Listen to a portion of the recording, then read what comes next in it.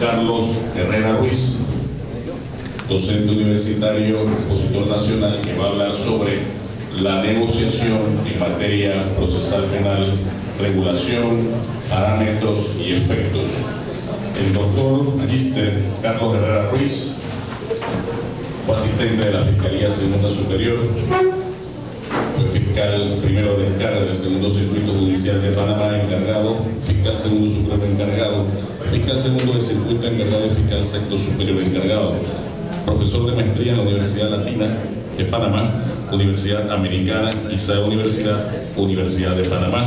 Cuenta con maestría en Derecho Penal, Derecho Procesal Penal, maestría en Derecho Procesal, maestría en Recursos Humanos, docencia superior, posgrado en Alta Gerencia, licenciado en Derecho y Ciencias Políticas.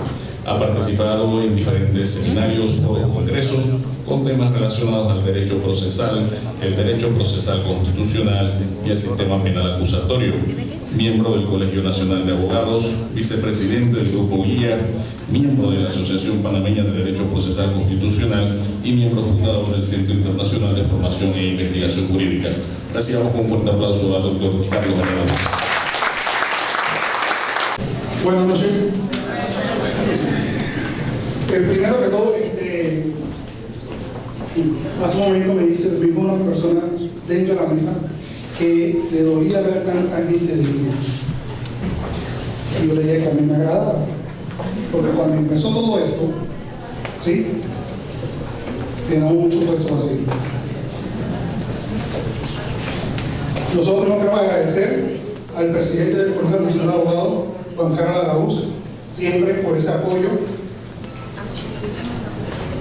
a Dionisio Rodríguez, Juan, a la Universidad de ISAE, a Mixela Araúz, a Ada, que creo que anda por ahí, a Solís, ¿quién más?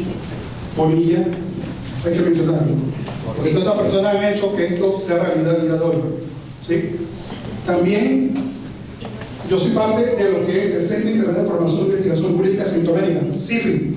Para los que tienen Facebook, pueden visitar nuestra página, colocan CIFRI Centroamérica, le dan like a la página y pueden encontrar una biblioteca jurídica totalmente gratis. Información de actualidad en el derecho penal, procesal constitucional y de garantías fundamentales. ¿Sí? Este evento es gracias a Según. Nuestros invitados el día de hoy forman parte de un centro que es interesante. Centro que se encarga de la capacitación en materia de argumentación, interrogatorio, contrainterrogatorio, que yo creo que vale la pena invertir un poquito de su pasado por Medellín, ¿sí?, y aprender mucho de nuestros hermanos de Colombia. A ustedes bienvenidos y gracias por visitarnos. A mí me toca hablar hoy sobre un tema que es la negociación en materia procesal penal. Creo que se me escapó la figura. Disculpe que lo interrumpa, doctor Carlos Herrera Ruiz, pero en virtud de la solidaridad genial, tenemos un anuncio de un vehículo que está bloqueando la persona se tiene que retirar por una situación de urgencia, un Yaris blanco, placa 473577. Por favor, gracias, doctor. Ok, a nosotros toca hablar sobre lo que es la negociación en materia penal, ¿sí? Y usted pregunta, negociación. Miren, yo creo que todos saben, ¿sí?, el PowerPoint. ¿Qué ustedes ven ahí? ¿Un qué? De eso voy a hablar más tarde. Y eso es parte de la negociación, se lo prometo. ¿Sí? A nosotros toca hablar sobre la negociación en materia penal, regulación, parámetros y efectos. ¿Sí? Hace mucho tiempo, cuando comenzó todo este tema, ¿sí?, y vamos como el derecho penal, procesal penal, comenzó a evolucionar en Panamá.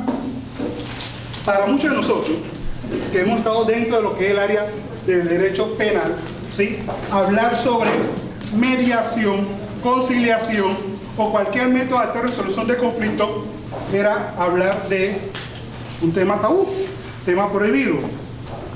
¿Sí? Sin embargo, ¿sí?, hoy en día, una de las razones para que este sistema funcione son los métodos alternos de resolución de conflictos. ¿Sí? ¿Y quién iba a pensar que nosotros en materia penal íbamos a hablar de negociación? y vamos a sentarnos face to face frente a un fiscal, ¿sí? Y vamos a sentarnos frente a un fiscal. Eso antes no se veía. Primero porque antes había mucha prohibición para la gente del Ministerio Público. Bueno, yo pertenecía al Ministerio Público, ahora me estoy divirtiendo, ¿sí? Había muchas prohibiciones, y entre esas prohibiciones, difícilmente un fiscal podía acercarse a hablar con un defensor, ¿sí? Sin embargo, hoy en día se tiene que dar lo que es la negociación. ¿Con quién? Con el fiscal y la defensa. Cuando hablamos entonces de negociación, tenemos que establecer que ambas partes lo que tratan de resolver, ¿qué cosa es? Un conflicto. Antes, cuando hablamos de derecho penal, ¿cuál es la definición que tenemos de derecho penal? ¿Sí? Era establecer lo que era una conducta penal. Hoy en día, ¿qué hablamos? Hoy hablamos de resolver un conflicto en materia penal, pero un conflicto social, ¿sí? Pero para poder negociar, nosotros tenemos que establecer que debemos buscar lo que es la mejor salida posible para todos los involucrados. Es decir, una salida para la persona a quien se le imputó cargo y una salida también que no se sienta afectada la víctima, porque nosotros podemos negar que dentro de ese sistema hay una víctima, existe una víctima, ¿sí? Cuando hablamos entonces de negociación, vemos, por un lado, que debemos finalizar el proceso judicial. ¿Y por qué se habla de negociación en materia penal? Observemos que lo que se trata de evitar, hace un rato escuchamos, ¿sí?, a nuestro opositor invitado a hablar sobre la teoría del caso. Y lo que se trata de evitar hoy en día, dentro de estos procesos, adivinen qué es, son los juicios. ¿Por qué? Porque los juicios es sinónimo de ¿qué? De plata. Y adivinen qué, plata no hay. Es costoso el sistema. Como es costoso el sistema, entonces viene algo que se llama la negociación entre el fiscal y la persona imputada y su defensa. Entonces lo que se trata es que el proceso penal trate de traer mayor beneficio y causar los menores perjuicios posibles para cada una de las partes. Entonces la pregunta sería, ¿qué negociar? Ok, ¿con quién se negocia? Nuestro código, dentro del artículo 220, establece los famosos acuerdos y establece dos condiciones. Una de esas condiciones es el famoso acuerdo de pena y el segundo es el acuerdo de colaboración. Entonces, cuando una persona es cómplice, desea colaborar, desea reparar los daños o pretende solamente, ¿sí?, decir, ¿sabe qué? Yo fui quien lo hice y dejemos hasta aquí porque yo no quiero seguir subiendo y bajando escaleras, sencillamente se llega a una negociación. Pero, entonces debemos preguntarnos, ¿qué ganamos con negociar? Posiblemente mucho, porque todos ganamos. Gana el Estado, gana el fiscal, gana la defensa. Yo como defensa, ¿por qué gano? Porque ciertamente cobro más rápido. Pero esto no se trata de cobrar, se trata de que yo al momento de negociar, yo tengo que buscar los mejores intereses para mi ¿qué? Para mi cliente. Entonces, siempre cuando hablamos de ¿qué? Del sistema penal acusatorio, nosotros tenemos que hacer remontarnos en los principios, ¿sí? Principios que son importantes al momento de hablar sobre cualquier tipo de tema. Uno de estos principios, que es el que más me gusta y que muchas veces es ignorado, es el principio sobre dignidad humana, desarrollado, observen, en el preámbulo de la Constitución, en el artículo 1 del Código Penal, en el artículo 14, artículos 312, 325 y 327 del Código de Procedimiento Penal. Todos esos artículos hablan sobre lo que es la dignidad humana. ¿Y qué es la dignidad humana? Tratar a esa persona como ¿qué? Como un ser humano. Este artículo hay que prestarle atención.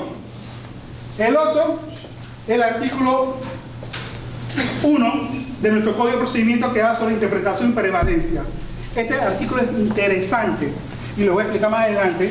Es interesante porque si nosotros hacemos el análisis, y lo voy a hacer muy por encima para no tomarnos toda la noche, sobre el artículo 1 y el artículo 180, ¿sí?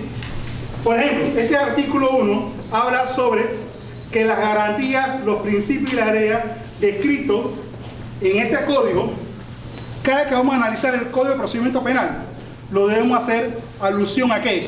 a los principios, reglas y garantías. Señores, esto es como que estuviéramos en la escuela, en primer grado. Principios, reglas y garantías. ¿Sí? ¿Por qué razón repito esto cada rato? Porque la base de este sistema son los principios, reglas y garantías. Entonces, el artículo 2 de nuestro principio habla sobre la legalidad procesal y establece que nosotros el estudio del proceso penal lo debemos hacer en base a ¿qué? A la Constitución y a todos los tratados en materia de derechos humanos, ratificado por Panamá. Artículo 8, ¿de qué habla? Sobre estado de inocencia. Ya no estoy hablando de presunción de inocencia. Observemos que el artículo 22 de nuestra Constitución, ¿de qué habla? De que se presume la inocencia de una persona.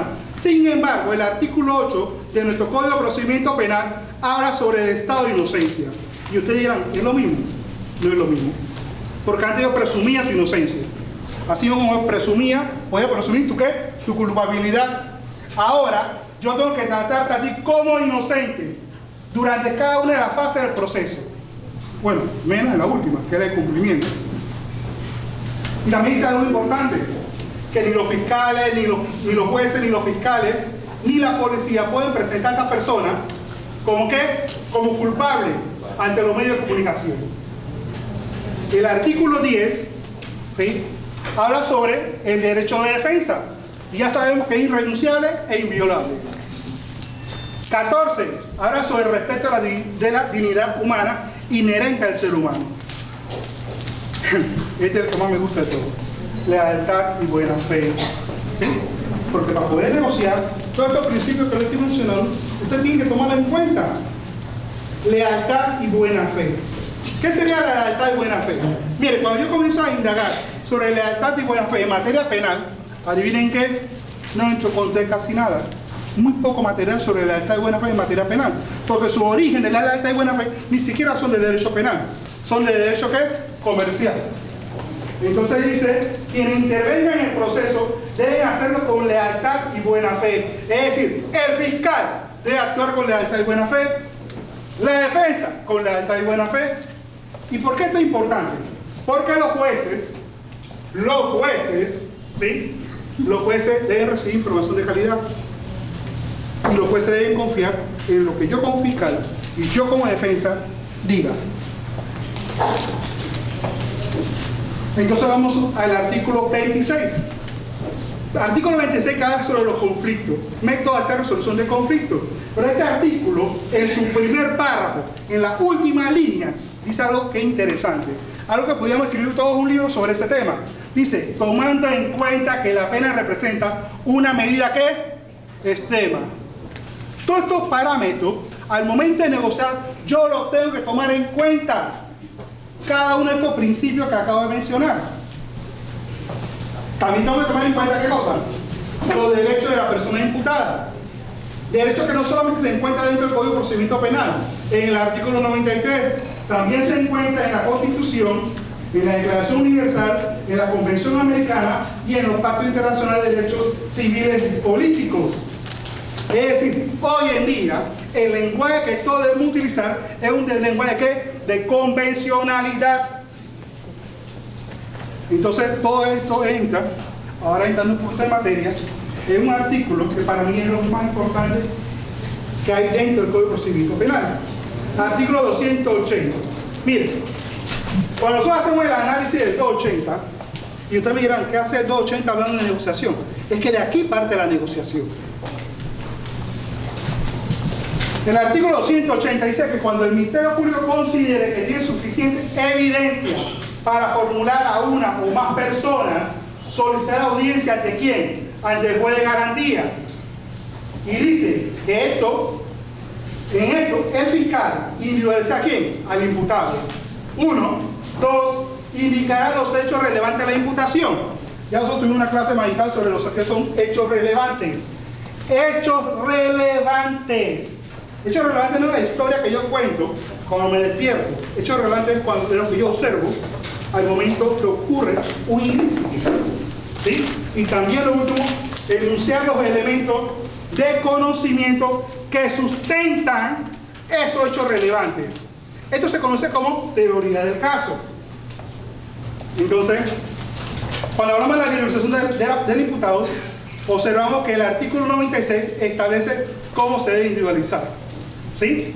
Entonces, cuando hablamos de los hechos relevantes, hablamos de lo que fue explicado de forma muy clara, de forma muy detallada, ¿sí? En cuanto que estamos hablando de la parte fáctica, uno de los elementos esenciales de la teoría del caso. Y ya sabemos que cuando hablamos de teoría del caso, esta debe ser única para el Ministerio Público.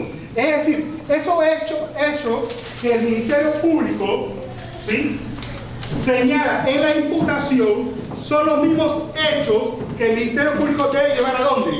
A la acusación. Y posteriormente demostrarla ¿a dónde? En juicio oral. Por eso que es única. También es creíble, suficientemente jurídica, lógica y sencilla. ¿A qué se refiere con sencilla? Que yo en 5, 10 minutos la puedo explicar sin mayores complicaciones. ¿Sí? Este es como contar un cuento, una historia. ¿Sí? Luego vamos a enunciar los elementos que deben sustentar la imputación. Pero cuando hablamos de estos elementos, ¿sí?, debemos tomar en cuenta que sustentan tanto el aspecto fáctico como el aspecto jurídico. Es decir, los elementos, la evidencia, como le quieran llamar, dentro de la imputación deben sustentar lo fáctico y lo jurídico. Es decir, deben sustentar los hechos que deben descansar sobre una norma penal. También permite establecer qué pruebas o qué evidencias son conducentes y pertinentes y demostrar la inexistencia o requisito para que se configure un tipo penal. Aquí debemos hacer un alto. Miren, cuando hablamos de la imputación y hablamos del tipo penal, a muchas personas no les gusta que toquemos este tema. ¿Por qué? Porque dicen que en la imputación no se habla de tipo penal, no se habla de teoría del delito, ¿sí? Sin embargo, yo quiero que nosotros hagamos el siguiente análisis. Alguien por ahí nos vendió la siguiente idea. Uno, que cuando hablamos de imputación es un mero acto de comunicación. ¿Ustedes escuchan eso? Yo lo escucho cada rato. ¿Sí? Que es un mero acto de comunicación. Y dos, que la defensa lo único que puede hacer es pedir aclaraciones. Esas dos grandes mentiras que no han vendido. Dos grandes mentiras que no han vendido. Primero, porque si nos encontramos ante una audiencia que tiene que guardar su fundamento legal en el artículo 1 del Código de Procedimiento Penal, entonces no lo encontramos ante un acto de mera comunicación. Porque ese acto no puede ser de mera comunicación, porque el artículo 1 nos dice a nosotros que nosotros analizar el Código de Procedimiento Penal, es decir, cada uno de los artículos debemos hacer alusión a los principios, reglas y garantías. Y dentro de esos principios se encuentra el derecho de defensa, estado de inocencia, igualdad de partes y el contradictorio. Si es de esa manera lo que establece el código, entonces pregunto yo, ¿en dónde está el contradictorio? ¿En dónde está la igualdad de las partes? En el 280. No existe. Otra pregunta más y se la llevo al tapete. ¿Sí? Análisis. ¿Dónde en el Código de Procedimiento Penal establece que lo único que podemos hacer la defensa es pedir aclaraciones? ¿Alguien se la inventó? No existen aclaraciones dentro del 280, como tampoco es un mero acto de comunicación. Ahí se tiene que dar un debate, pero un debate ligado ¿a qué? A los hechos relevantes y a los elementos que sustentan esos hechos. Una vez que se impute, ¿sí? Y eso va a depender muchas veces de los jueces de garantía, porque hay jueces de garantía que le dicen a usted claramente, señor, ¿sabe qué? Señor defensa, es un acto de mera comunicación. Así que nos privan a nosotros de poder hacer alegaciones. Sin embargo, hay jueces que nos permiten a nosotros hacer ¿qué cosa? Hacer alegaciones. Alegaciones propias ¿de qué? De los hechos relevantes y los elementos que sustentan la imputación. Pero una vez que se ha formulado la imputación, el 281 nos lleva a hacer ¿qué cosa? A establecer cuáles son los efectos de la imputación. Yo me voy a concentrar exactamente en el numeral tercero. ¿Y por qué me voy a enfocar en el numeral tercero? Porque el numeral tercero me dice a mí que a partir de ese momento se abre la posibilidad de ¿qué? De aplicar criterio de oportunidad que se encuentra dentro del artículo 212. De celebrar acuerdos, artículo 220, ¿sí? De suspender condicionalmente el proceso, 215, 216 y 217.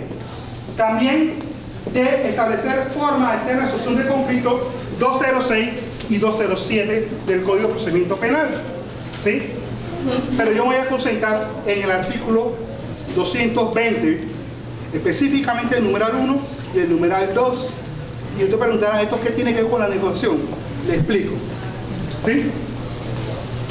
Una de las primeras negociaciones que hacemos, la defensa, con la Fiscalía, es el acuerdo de pena, que se encuentra en el numeral 1 de 220. Y establece que es la aceptación que el imputado hace de ¿qué? De los hechos que el fiscal le imputa o le está acusando. También forma parte de qué pena van a negociar. Pero si sabemos que para negociar, yo tengo que estar claro en algún aspecto importante. Yo tengo que estar claro en esos hechos relevantes que señaló el fiscal dentro de la imputación. Yo tengo que estar claro que el tipo penal que el fiscal me está imputando sea el correcto. Por ejemplo, si un fiscal me dice a mí, le dice a mi cliente, señor Carlos Herrera, desde este momento la Fiscalía le comunica a usted, ¿sí?, que se le va a usted a formular cargo por un delito de tráfico internacional. Eso suena como grande, ¿eh? Repitamos, tráfico internacional. Cuando yo he escuchado eso yo quedo como, oh. Entonces, yo me quedo pensando, ¿no? Tráfico internacional. Sin embargo, yo observo que es tráfico internacional, pero yo tengo la carpeta, la misma carpeta que tiene el fiscal. Y yo comienzo a buscar como loco, ¿dónde está el tráfico internacional? Entonces, ¿qué hago yo? Sencillo. Yo le pregunto al fiscal, ok, fiscal, usted dice que es tráfico internacional. Como señor juez, como lo único que usted me permite a mí hacer es aclaraciones, yo creo que el fiscal me responda algunas aclaraciones. Pregunta, señor fiscal, díganos si al momento de la aprehensión de mi cliente, el mismo se encontraba cerca de un puerto marítimo. No. ¿Escucharon? No. Señor fiscal, díganos si al momento de la aprehensión de mi cliente, el mismo se encontraba cerca de un puerto aéreo. No. Señor fiscal, díganos si al momento de la aprehensión de mi cliente, el mismo se encontraba con una maleta de viaje con unos tickets. No. Señor fiscal, por favor, dígame en dónde fue aprehendido mi cliente. Caledonia. Y yo le digo, señor juez, ya observamos que mi cliente fue aprehendido ¿a dónde? En Cali. No, en Caledonia. Y lo más cercano a Caledonia es el mercado de marisco y la piscina de Agordón. Entonces, ¿cómo el fiscal me dice que lo encontramos ante un tráfico internacional de drogas? ¿Sí? Ese es el problema. Si yo no estoy claro en el tipo penal, yo no estoy claro en los hechos, yo no entiendo mi carpeta, yo no estoy claro en la enunciación de los elementos que condicionan esos hechos, entonces sencillamente yo no hago nada como defensa. Y por eso es el análisis que yo tengo que hacer en el 280 de la imputación. Y por eso que no puedo permitir que a mí me digan que es un acto de mera comunicación. Porque quien me diga eso violenta el artículo 1 del Código de Procedimiento Penal y violenta el artículo 3 del Código de Procedimiento Penal. Ojo, lo dicho es por Carlos Herrera y lo sostengo aquí y donde sea, ¿sí? El artículo 280 no habla de la aclaración que hace la defensa. No habla, no existe aclaración por parte de la defensa. En la defensa tiene que hacer un debate, pero ese debate tiene que ser en cuanto a la fundamentación del hecho y en cuanto a los elementos que enuncian ese hecho. Pero no son aclaraciones, porque el código no habla de aclaraciones. El código no habla por ningún lugar que es un acto de mera comunicación. Lean, ¿sí? Claramente, línea a línea, el 280. Y si alguien de ustedes encuentra esa palabra que se nos vendió, que hemos comprado a la gran mayoría, bueno, ya han comprado algunas, una rayada cada rato, ¿sí? Sobre que es un acto de mera comunicación, entonces yo estaré equivocado. Pero como yo sé que estoy en lo cierto, por ningún lado del 280 dice que es un acto de mera comunicación. Porque si yo la acepto, entonces yo estoy violentando el artículo 1 de nuestro Código de Procedimiento Penal. Entonces, también tenemos el numeral 2, ¿sí? El numeral 2 del 220. Este numeral 2 es bien interesante, porque aquí habla de un acuerdo de colaboración. Ojo, acuerdo de colaboración. El primero, acuerdo de pena. El segundo, acuerdo de colaboración. Entonces pregunto yo, si a raíz de la entrevista, que va a tener mi cliente, ¿sí?, con el Ministerio Público, y eso le permite al Ministerio Público posteriormente indagar a esta persona, seguir investigando, poder aprender a otros sujetos. Entonces, ¿por qué hay fiscales que aún así me siguen hablando a mí que mi cliente merece una pena? Porque la norma es clara, ¿sí? Dice, se puede acoger a la rebaja de pena o no se le formulan cargos. Entonces, si mi cliente está colaborando, mínimo, no me le formule cargo. Como mínimo, no me le formule cargo. Porque si esa información que mi cliente le está ofreciendo al Ministerio Público sirve para imputar a otra persona, entonces está poniendo su vida en peligro. Y tomando en consideración lo que establece el artículo 1 y el preámbulo de esta Constitución sobre la dignidad humana y el derecho de mínima intervención, entonces yo no puedo permitir que aún así que él esté colaborando, usted fiscal le formule cargo. ¿Sí? Con mínimo fiscal, no me le formule cargo. Si usted quiere la colaboración, es una decisión que usted tiene que tomar. No es fácil. Sin embargo, nosotros siempre tenemos que tener conocimiento claramente de qué, de los hechos. Y por último, yo quiero hablarle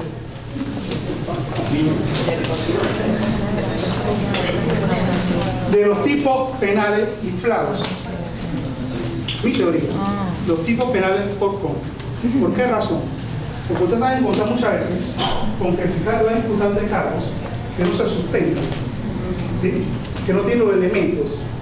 Y usted tiene que estar claro que al momento que usted se sienta a negociar, usted le tiene que decir al fiscal, lo primero que vamos a hacer antes de sentarnos es que usted me dé el tipo penal correcto, el tipo penal que usted puede demostrar, no un tipo penal inflado, tipo por cómo. Buenas noches, y si tienen alguna pregunta.